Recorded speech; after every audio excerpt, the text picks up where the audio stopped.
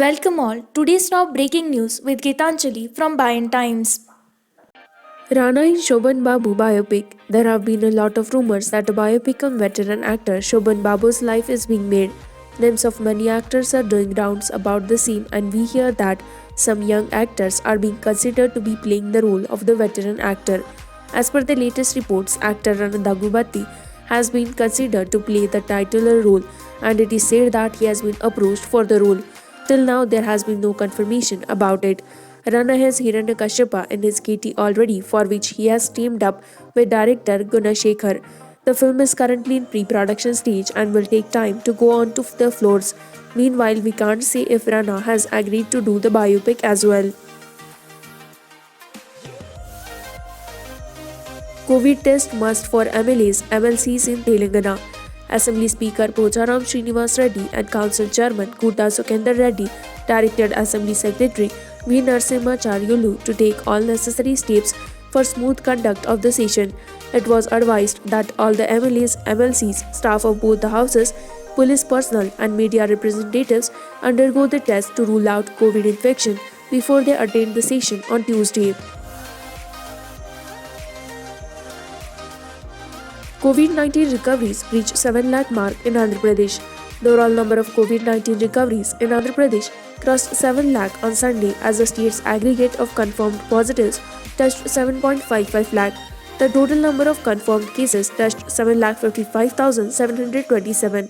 5,509 patients had recovered, while another 30 succumbed to the infection. TRS leader murdered by Maoist in Mulugu. In a shocking incident, Maoists allegedly murdered a TRS leader at Alubaka village in Venkatpuram Mandal in the district on the intervening night of Saturday and Sunday. The deceased was identified as Madhuri Bhimashwara Rao, alias Bisu.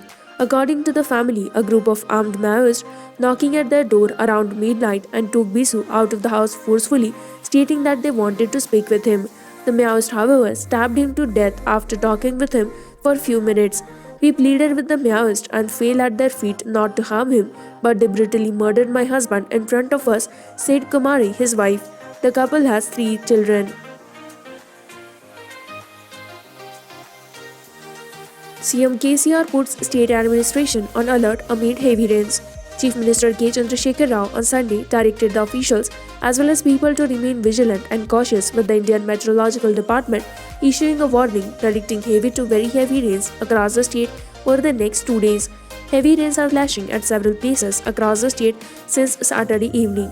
The Chief Minister instructed Chief Secretary Somesh Kumar to keep the entire administration on high alert. He wanted the Chief Secretary to monitor the situation with the district collectors, superintendents of police, and also police commissioners at regular intervals and take necessary relief measures.